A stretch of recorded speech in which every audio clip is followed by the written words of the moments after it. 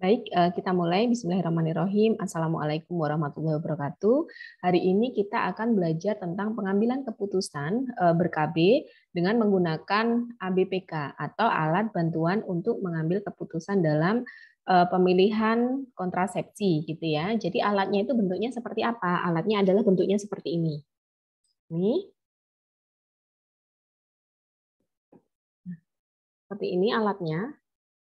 Oke, bisa terlihat ya.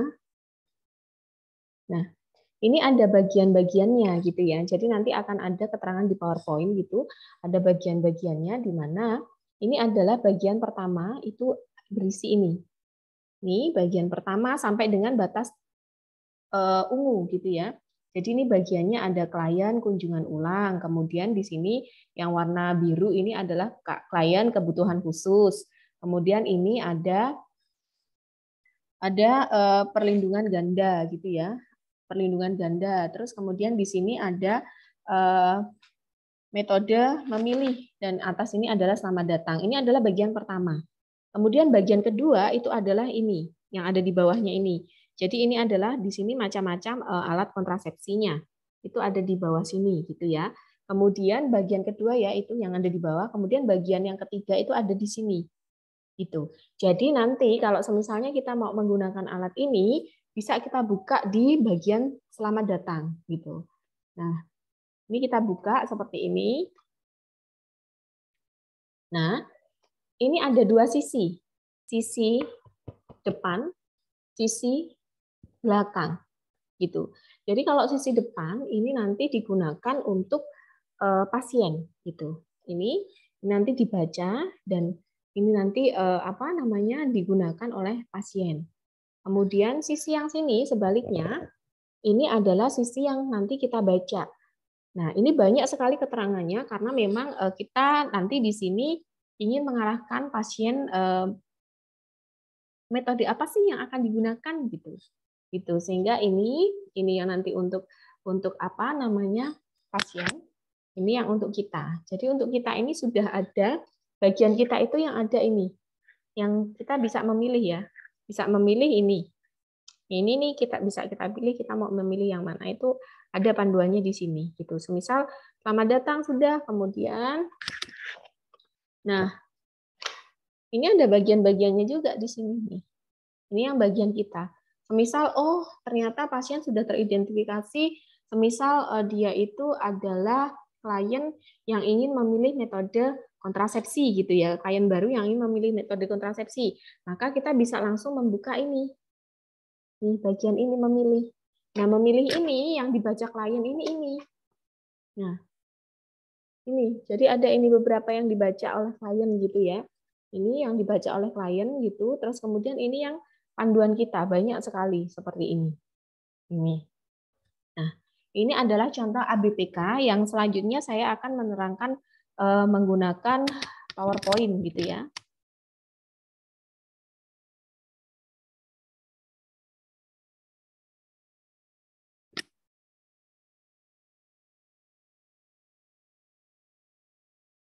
Nah, ini pengambilan keputusan dalam ber-KB dengan ABPK.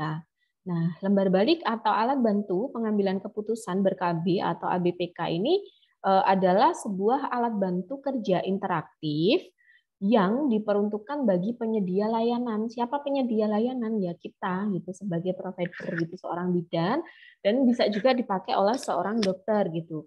Dalam membantu klien memilih dan memakai metode KB yang paling sesuai dengan kebutuhannya. Jadi nanti disesuaikan dengan kebutuhan klien. Kebutuhan apa gitu? Kebutuhannya ada yang mungkin berkebutuhan khusus seperti klien itu terlalu muda atau klien itu habis melahirkan atau klien itu atau pasien itu habis dia bersalin, kemudian oh dia yang menyusui. Jadi ada beberapa di situ nanti yang bisa kita lakukan dengan menggunakan ABPK gitu.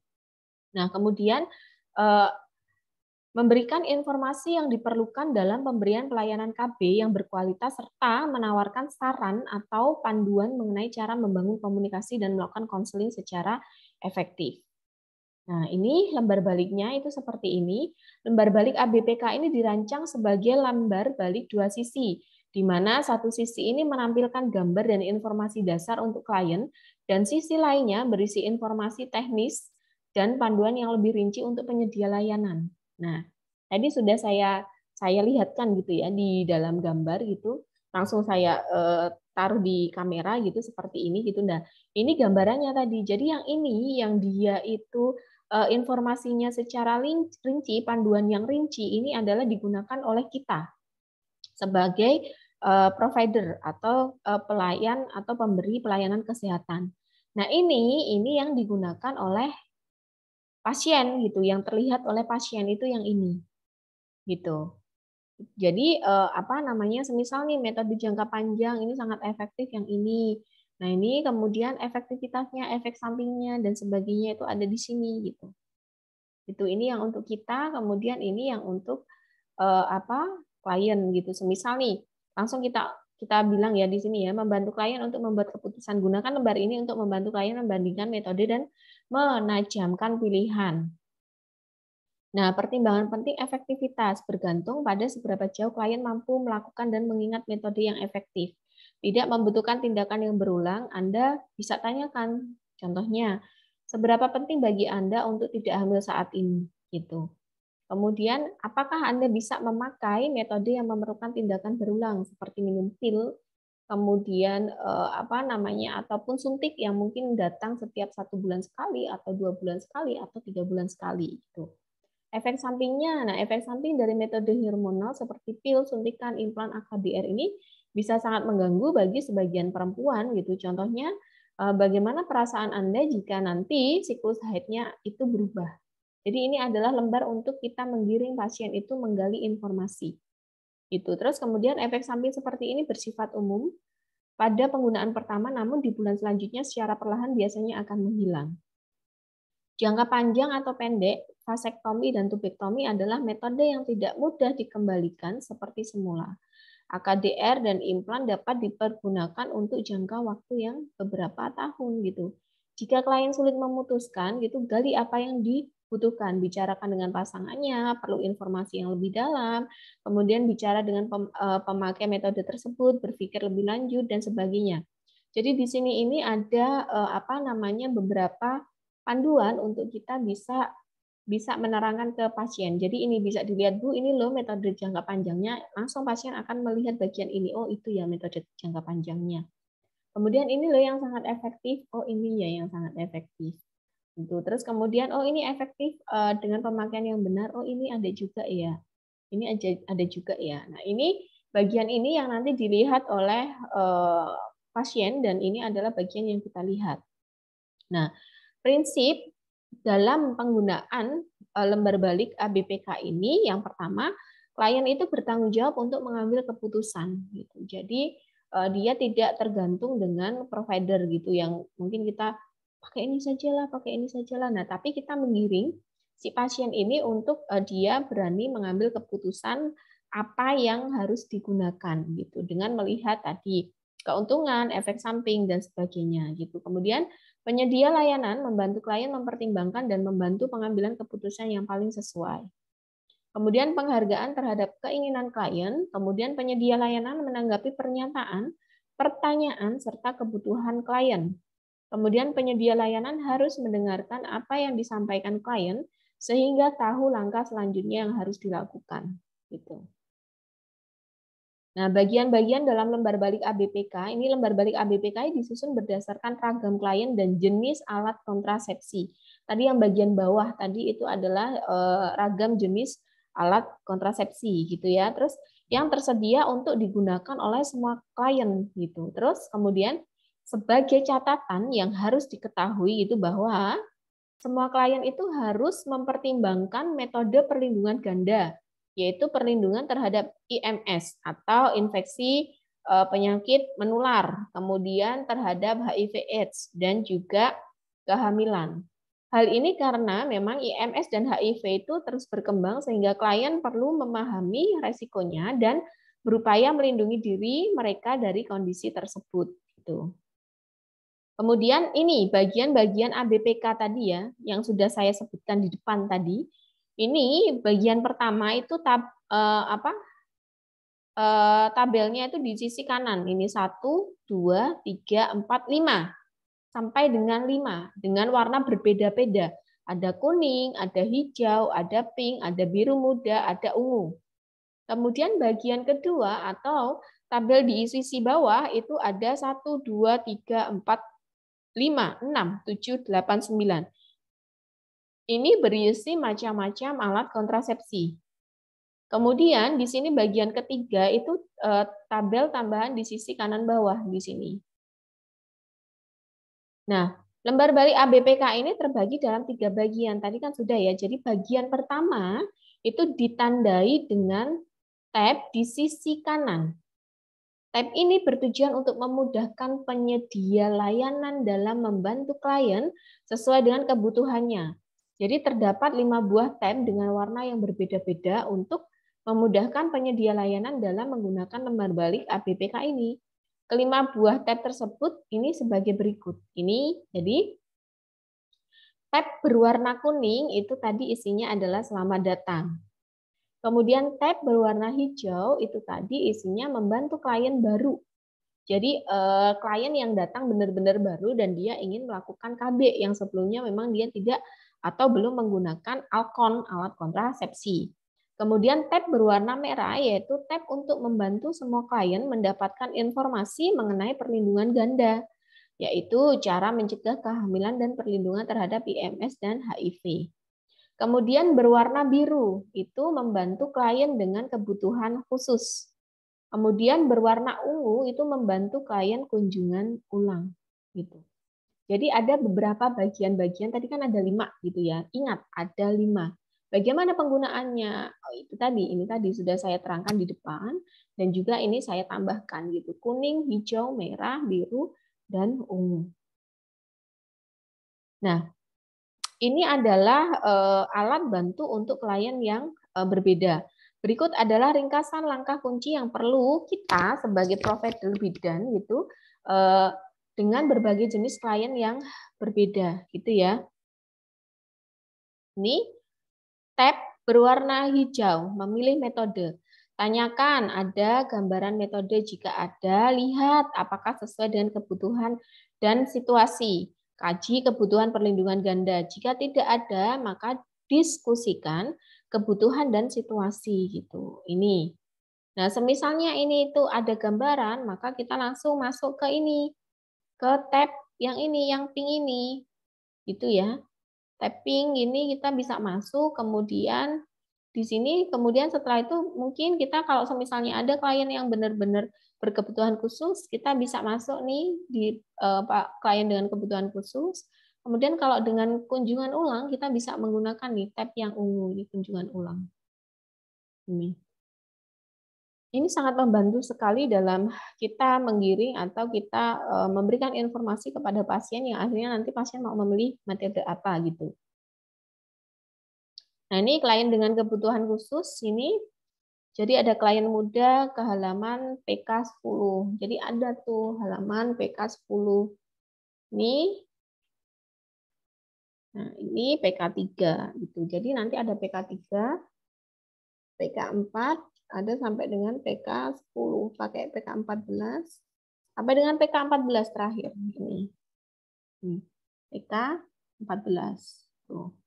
Itu. Jadi ini ada PK 10 ini klien muda, kemudian klien yang usianya 40-an ada di PK 11, hamil atau pasca persalinan ada di PK 12, pasca keguguran 13 dan dengan HIV itu ada di 14.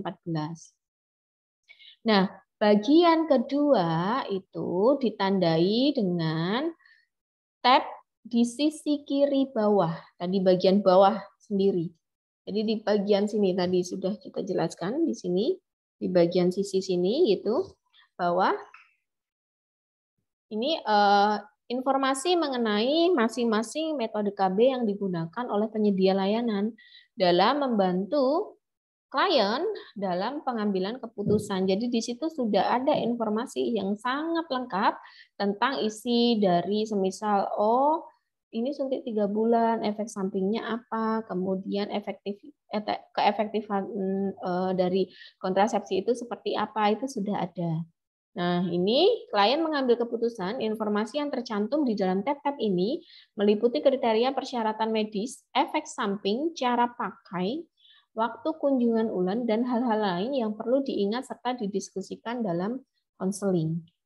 Ini contoh halaman bagian kedua ABPK yang berisi informasi mengenai kontrasepsi suntik progestin. 1. Suntikan setiap 3 bulan, termasuk DMPA. Ini hormon yang ada adalah hanya hormon progestin saja, tapi tidak estrogen gitu. Terus kemudian biasanya bisakah ibu kembali tepat waktu untuk suntik ulang?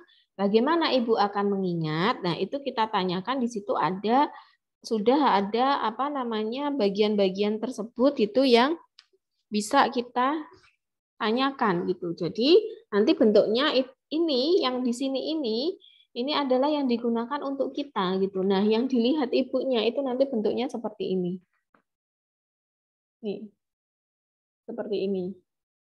Sambil melihat di layar ya gitu. Jadi yang bagian ini adalah bagian untuk provider gitu. Atau untuk pelayan kesehatan. Tambahan, ini contoh halaman bagian ketiga APBK yang berisi informasi tambahan tadi. Seperti tab tambahan yang berisi di sisi kanan bawah tadi yang hanya ada satu saja gitu dan berwarna kuning ini tadi. Ya, dia berwarna kuning. Itu adalah tambahan. Itu, bentar saya carikan. Tadi sudah saya lihatkan ya, perlihatkan. Tuh. Nah, nih, tambahan. Ini hanya satu saja, dan dia berwarna tab-nya berwarna kuning. Tabelnya berwarna kuning gitu ya. Nah, tab ini berisi berbagai bantuan konseling yang dapat digunakan bila diperlukan. Antara lain daftar tilik untuk memeriksa kemungkinan hamil, kemudian bagi klien KB yang tidak atau belum mendapat haid, kemudian perbandingan efektivitas metode KB, fakta tentang IMS dan HIV/AIDS, sistem reproduksi wanita, siklus haid, dan sebagainya. Itu ada di bagian ketiga ini, gitu ya. Tambahan 1, daftar tilik untuk memeriksa kemungkinan hamil bagi klien KB yang tidak atau belum mendapat haid. Tambahan 2, metode apa yang sesuai kebutuhan klien. Tambahan 3, perbandingan efektivitas. Tambahan 4, memulai suatu metode. Tambahan 5, fakta-fakta tentang HIV/AIDS dan IMS. Tambahan 6, organ reproduksi perempuan. Tambahan 7, siklus haid. Tambahan 8, organ reproduksi pria. Kemudian 9, meningkatkan komunikasi dengan pasangan. Mitos-mitos kontrasepsi, tips kesehatan, tips konseling, kemudian membantu ibu yang mengalami kekerasan dan kontrasepsi darurat. Ini ada di tabel tambahan ini tadi. Ada di tab tambahan yang berwarna kuning. Itu bagian ketiga. Ingat, bagian ketiga. Kemudian ragam klien penerima manfaat penggunaan lembar balik ABPK ini ada yang namanya klien baru. Yang pertama klien baru. Ya, yang memerlukan bantuan untuk memilih metode yang paling sesuai dengan kebutuhannya. Nah, klien baru ini mungkin belum memiliki banyak pengetahuan mengenai metode KB yang tersedia, sehingga komunikasi yang terjalin antara penyedia layanan dan klien akan berfokus pada penyampaian informasi mengenai metode KB. Jadi kalau klien baru itu dia hanya dikhususkan untuk dia masih belum tahu nih pilihannya apa, atau mungkin dia sudah mempunyai pilihan sehingga kita tinggal meyakinkan atau kita bisa memberikan alternatif-alternatif lain gitu. Nah, kemudian ada yang klien dengan kebutuhan khusus, yaitu mencakup klien muda tadi. Jadi yang berkebutuhan khusus itu tadi ada yang pertama muda, ibu hamil atau ibu melahirkan, klien pasca keguguran, kemudian klien dengan HIV atau penyakit kronis lain seperti hipertensi, DM, serta pasien dengan disabilitas, baik fisik maupun mental. Kemudian klien dengan kelompok ini mungkin membutuhkan KB khusus atau nasihat khusus sehingga konselingnya pun akan berjalan dengan cara berbeda dengan kelompok klien lainnya gitu. Nah, klien kunjungan ulang yang memiliki masalah dengan metode KB yang digunakan atau hanya ingin mendapatkan alat kontrasepsi lainnya. Semisal nih, Bu, saya menggunakan KB suntik 3 bulan, tapi saya tidak mendapatkan mens. Nah, itu kan artinya pasien lama yang memang dia sudah menggunakan Alkon, sudah menggunakan alat kontrasepsi, tapi dia memiliki masalah. Contohnya, saya pinginnya haidnya gitu. Nah, nanti bisa kita arahkan juga. Itu. Dalam hal ini penyedia layanan mungkin perlu memastikan keluhan yang klien miliki sebelum memberikan informasi atau membantu klien mengambil keputusan menggunakan metode KB-nya. Nah, ini lembar balik ABPK ini dikembangkan untuk mencapai beberapa tujuan. Yang pertama, memang kita mendorong klien untuk terlibat secara aktif dan optimal dalam pengambilan keputusan KB. Sehingga keputusan mengenai alat kontrasepsi yang digunakan pun dia itu sesuai dengan kebutuhan kondisinya gitu. Apa yang harus dibutuhkan, apa yang memang ini loh saya lagi pengen ini loh. Jadi semisal nih saya menginginkan kontrasepsi yang dia tidak hormonal, yang mungkin tidak menambah berat badan gitu, tidak menyebabkan resistensi cairan gitu. Saya harus menggunakan apa ya? Nah, ini kita bisa mengarahkan gitu.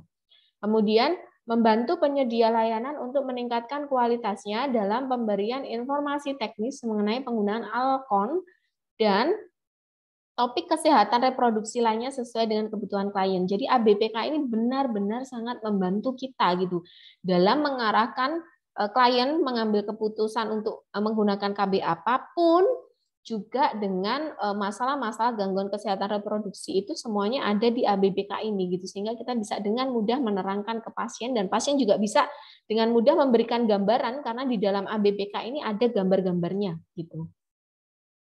Kemudian mengoptimalkan keterangan atau mengoptimalkan keterampilan konseling dan komunikasi pada penyedia layanan agar dapat mengembangkan interaksi yang lebih positif kepada klien. Gitu ya. Agar klien itu tidak hanya pasrah gitu. Jadi mereka berhak atas hak bereproduksi gitu. Sehingga apapun yang dipilih kita harus mendukung, pun kalau pasien belum punya pilihan kita memberikan alternatif pilihannya. Nah, kita masuk ke pengertian konseling KB. Kalau kita menggunakan ABPK, tentunya kita tidak lepas dari masalah konseling gitu ya. Jadi seperti yang sudah kalian pelajari dulu di semester sebelumnya gitu, semester 2 mungkin, atau kalau tidak semester 1 itu ada konseling adalah hubungan yang dibangun oleh penyedia layanan klien dan pasangannya untuk membantu mereka memahami kondisi saat ini dan kemungkinan yang akan terjadi di masa yang akan datang. Dalam konseling KB, tujuan utama dari pelaksanaan konseling adalah membantu klien bersama pasangan memahami kebutuhannya gitu ya, dan situasi agar dapat mengambil keputusan mengenai program KB yang akan diambil, yang akan dijalankan gitu, serta memahami dan mempersiapkan diri untuk menjalani dengan baik program KB yang telah ia putuskan. Contohnya, saya ingin menggunakan alat kontrasepsi tadi yang tidak bikin gemuk. Oh, kita arahkan untuk metode-metode yang dia non-hormonal. Contohnya apa? Bisa kita mengarahkan ke MKJP atau metode kontrasepsi jangka panjang. Seperti apa? IUD. Itu adalah alat kontrasepsi yang memang dia tidak menggunakan hormon dalam bekerja. Itu ya. Terus kemudian prinsip dari konseling KB dengan menggunakan lembar balik ABPK ini yang pertama, klien itu bersama pasangan mengambil keputusan. Kemudian yang kedua, penyedia layanan membantu klien bersama pasangan dalam menimbang berbagai informasi mengenai KB. Kemudian yang ketiga, penyedia layanan harus menghargai keinginan klien bersama pasangannya. Yang keempat, penyedia layanan harus tahu langkah yang perlu diambil berikutnya untuk dapat memberikan saran dan informasi yang tepat bagi klien bersama pasangannya. Yang keempat, prinsip konseling KB yang umum digunakan yaitu teknik 17. Sapa dan salam, kemudian tanyakan, uraikan, bantu, jelaskan, kunjungan ulang. Teknik ini harus dilakukan secara berurutan dan sesuai dengan kebutuhan klien. Gitu. Nanti akan ada di sini contoh-contohnya agar karena kan di sini kan pengambilan keputusan gitu ya. Jadi tidak jauh-jauh dari konseling dan alat yang digunakan gitu. Nah, ini contoh sapa dan salam.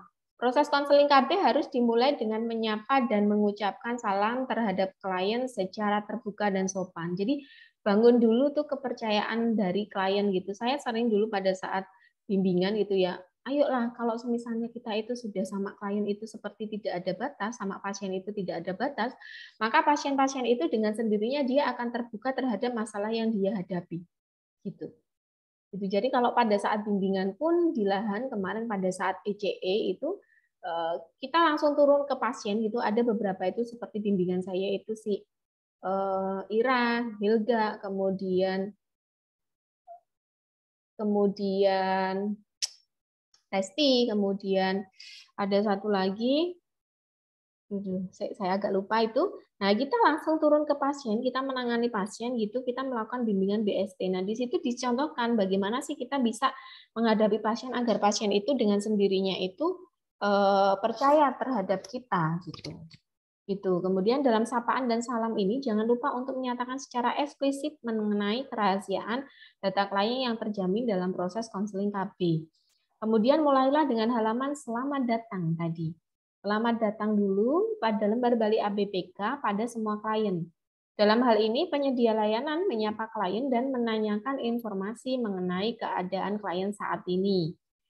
Antara lain kondisi kesehatannya seperti apa, keluhan yang dia alami bagaimana, kemudian pemikiran mengenai alat kontrasepsi yang hendak digunakan apakah sudah terbesit, apa yang ingin mereka pilih atau mereka masih bimbang atau sama sekali belum mempunyai gambaran gitu, dan berbagai pertimbangan yang dimiliki saat ini. Tanyakan agar dapat memudahkan klien untuk menemukan metode KB yang sesuai, maka kenalilah kebutuhan klien dengan bertanya. Ajak pasangan suami dan istri untuk mendiskusikan hal-hal berikut. 1. Kondisi kesehatannya seperti apa, agar kita bisa mampu membantu menentukan apa nanti yang akan dipilih. Tentunya tadi ada kriteria khusus tadi seperti misalnya pasien itu dia diabetes mellitus atau dia ada hipertensi gitu ya. Kemudian pengalaman ber-KB apakah sudah pernah gitu. Kemudian pengetahuannya mengenai program KB. Kemudian rencana untuk memiliki anak itu kapan gitu. Apakah masih lama ataukah tidak lama lagi. Nah, kita bisa menentukan tuh. Kalau misalnya masih jangka panjang ya kita bisa menggiring atau bisa membantu ke KJP gitu atau metode kontrasepsi jangka panjang gitu. Terus kemudian kesehatan reproduksinya seperti apa, pemahaman mengenai HIV/AIDS-nya bagaimana, sikap pasangan mengenai rencana ber-KB-nya bagaimana, dan ragam pertimbangan yang dimiliki oleh klien gitu. Nah, penyedia layanan ini perlu bertanya pada klien mengenai informasi dirinya, termasuk kondisi kesehatannya gitu. Itu ya, ini tadi contoh-contohnya. Di sini. Nah, dalam hal ini penyedia layanan perlu melakukan observasi ataupun pengamatan gitu ya, yang sistematis tentunya, menyeluruh terhadap situasi dan kondisi. Kemudian observasi ini dapat dilakukan dalam dua aspek.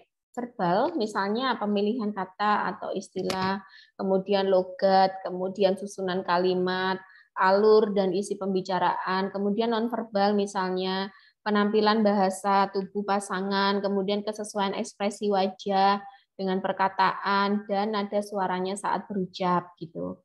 Kemudian agar proses bertanya ini dapat berjalan dengan baik, berikut adalah beberapa cara yang dapat dilakukan dalam merespon terhadap pembicaraan klien. 1. Memberikan pertanyaan terbuka dan tertutup gitu.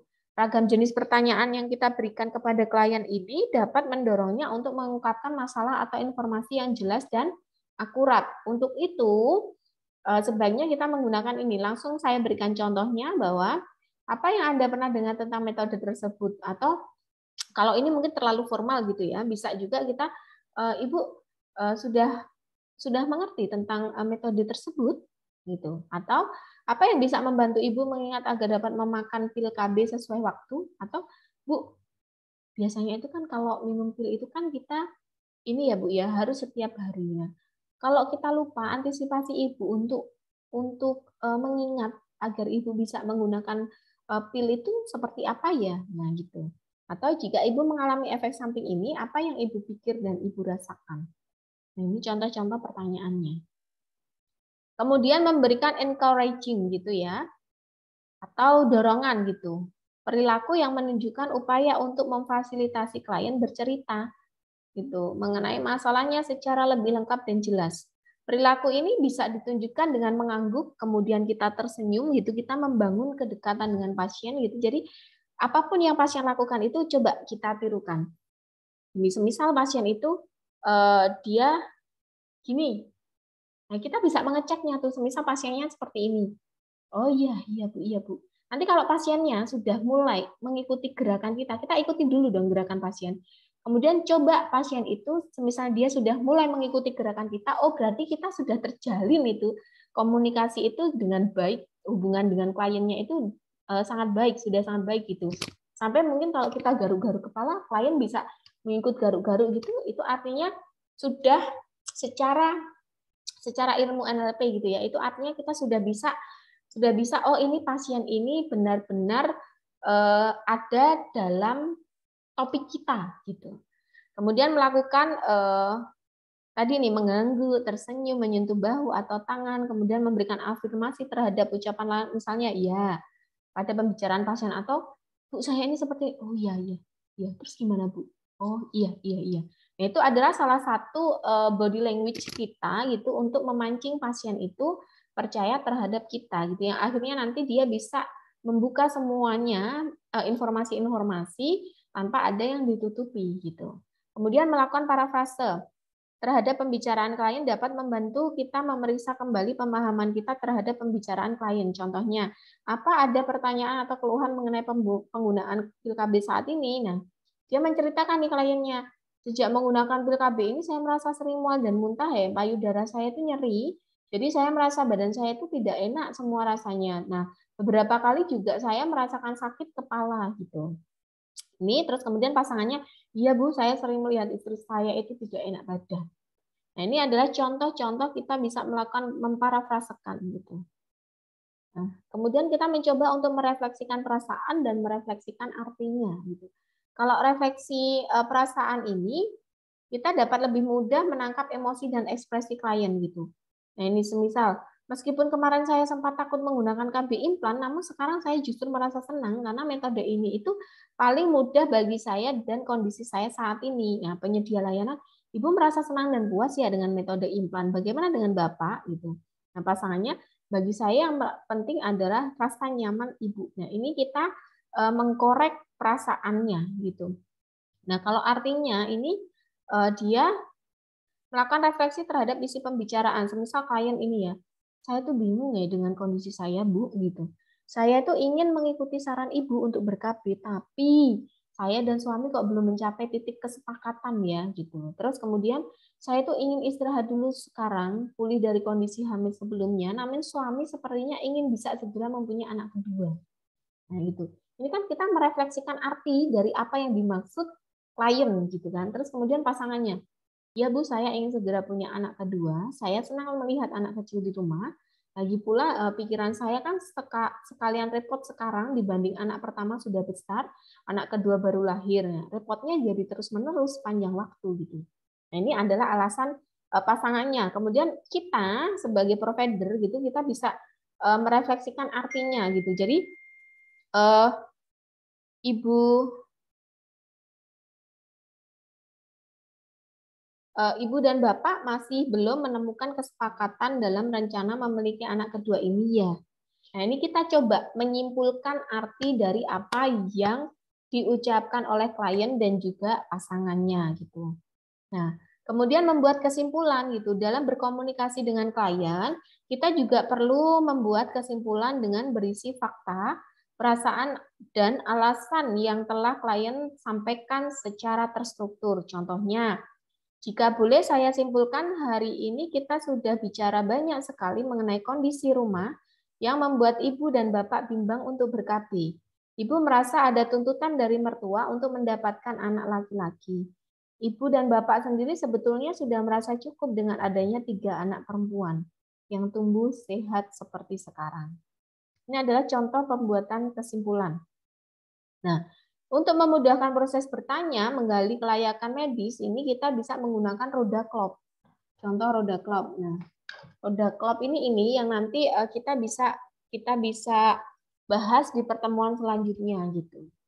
Nah, dengan demikian gitu, akhir tahapan tanyakan ini penyedia layanan telah memiliki 1 atau 2 metode KP yang dapat ditawarkan kepada klien gitu. Dengan tadi kita mencoba untuk mengartikan, menyimpulkan, memparafrasekan, mengartikan gitu sampai membuat pasien itu untuk bercerita gitu ya. Uraikan. Pada tahapan uraian ini, penyedia layanan telah memiliki 1 atau 2 metode kontrasepsi yang dapat ditawarkan kepada klien gitu ya, hasil dari ini tadi diskusi kita tadi gitu ya. Nah, contohnya seberapa membantu informasi mengenai penggunaan AKDR yang tadi telah saya berikan, apa rencana Ibu setelah pertemuan kita. Nah, ini yang tidak bisa memakai AKDR ini, terus kemudian kemungkinan efek sampingnya ini bisa kita bukakan kepada Ibu, ini bisa dilihat pada Ibu dan ada lembar baliknya yang bisa kita menerangkan secara detail sehingga bisa ini. Jadi dari sini kita menguraikan dulu ini, kemudian setelah menguraikan kita mendapatkan titik temu dari yang sudah kita uraikan. Bantu gitu. Dalam proses ini penyedia layanan membantu klien bersama pasangan untuk membuat keputusan. Gitu. Jadi misalnya sudah memiliki rencana apabila pasangannya tetap ingin melakukan hubungan seksual meskipun persediaan kondom telah habis, demikian pula dengan rencana dalam menghadapi efek samping dari alat kontrasepsi yang dipilihnya. Gitu. Jadi kita bantu memberikan informasi-informasi. Nah, kemudian terkadang klien itu dia berada dalam fase bingung atau dalam fase bimbang. Gitu ya, dia bingung, dia bimbang gitu. Nah, kemudian kita coba untuk membandingkan efektivitasnya, pemakaian biasa, pemakaian yang benar dan konsisten, efektifnya, ini lebih efektif, ini efektif gitu. Ini sangat lebih efektif, ini metode ini dan ini sehingga si pasien itu jadi mendapatkan gambaran dengan kebimbangannya atau kebingungannya itu tadi. Gitu ya. Kemudian nah, kebimbangan klien bersama pasangan dalam mengambil keputusan ini juga dapat kita bantu dengan melakukan konfrontasi, yaitu sebuah bentuk komunikasi yang bertujuan untuk membantu, namun jika tidak dilakukan dengan hati-hati dapat menyebabkan munculnya reaksi negatif dari lawan bicara, gitu ya. Nah, ini untuk itu, konfrontasi sebaiknya dilakukan saat hubungan kita dengan klien sudah terjalin dengan baik. Itu tadi. Ngeceknya dari mana? Dengan semisal nih kita pegang hidung, tiba-tiba pasien itu juga pegang hidung. Itu artinya sudah terjalin dengan baik gitu.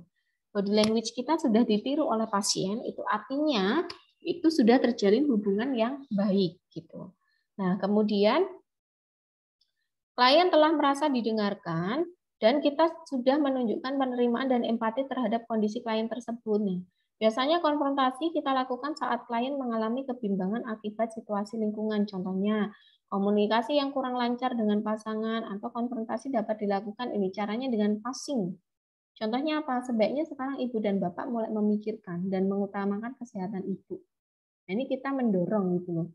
Jika si ibu ini nanti hamil lagi, kesehatan ibu itu akan menurun dan dampaknya bukan hanya ke ibu, tapi juga ke janinnya.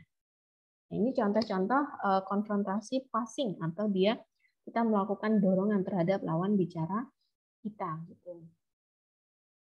Kemudian pulling, berbeda dengan passing, pulling ini mendorong klien untuk menantang dirinya menuju ke keputusan yang diinginkan. Contohnya, menurut ibu dan bapak apa yang menyebabkan program KB ini gagal terus itu? Apakah ada sikap ibu dan bapak yang perlu diubah agar KB ini bisa berjalan dengan lancar? Nah, ini dia mendorong gitu untuk si pasien itu jadi, oh ya, kok kemarin itu gagal ya, jadi saya harus melakukan apa ya? Gitu. Kemudian passing, tidak seperti passing plus itu ya, tidak seperti passing yang dijelaskan di awal. Passing plus ini membantu kita menyampaikan fakta secara direktif dan tetap membuka kesempatan kepada klien untuk memberikan pendapatnya. Contoh, menurut saya usia ibu saat ini telah memasuki resiko untuk hamil, sehingga kehamilan di usia ini tidak hanya berbahaya bagi janinnya, tapi juga kesehatan ibunya. Nah, bagaimana menurut Bapak Ibu sekalian? Gitu. Jadi sedikit kita dorong gitu, sedikit kita jelaskan, dan sedikit nanti kita berikan mau bagaimana sih gitu. Nah, jelaskan. Setelah klien bersama pasangan memutuskan alat kontrasepsi yang akan digunakan, jelaskan secara lengkap kepada klien mengenai cara menggunakan alat kontrasepsi tersebut. Gitu. Dalam hal ini, informasi yang tercantum dalam ABPK dapat membantu klien lebih memahami cara menggunakan alat kontrasepsinya. Gitu. Ini contohnya, halaman penjelasan mengenai cara pemakaian pil KB. Nih. Ini dalam proses ini kita perlu mengajak klien untuk membuat rencana menghadapi dampak dan efek samping dari keputusan ber-KB. Gitu. Nah, ajak pasien ini berdiskusi bersama, membuat rencana. Nah, beberapa hal-hal untuk membuat rencana itu diantaranya adalah langkah yang disusun harus dibuat bersama dengan klien, sehingga klien mampu membayangkan pelaksanaan langkahnya saat menyusun rencana. Kemudian yang kedua, langkah itu harus konkret. Yang ketiga, ajak klien berpikir mengenai hambatan yang mungkin terjadi dalam pelaksanaan rencananya. Kemudian contohnya, apa yang bisa membantu ibu ingat dalam mengkonsumsi pil setiap harinya. Kemudian yang keempat, berikan informasi yang sesuai dengan keperluan klien. Yang kelima, evaluasi secara berkala langkah yang sudah disusunnya. Gitu. Kunjungan ulangnya jangan lupa untuk mendorong klien untuk tetap kembali melakukan kunjungan ulang, entah itu dia menggunakan MKJP gitu atau dia menggunakan pil suntik. Jangan lupa untuk menyarankan lagi kapan pasien ini harus melakukan kunjungan ulang. Ini daftar pustaka yang saya gunakan. Ya, thank you, terima kasih. Sedikit penjelasan dari saya. Semoga bermanfaat. Saya akhiri. Billahi taufiq wal hidayah. Wassalamualaikum warahmatullahi wabarakatuh.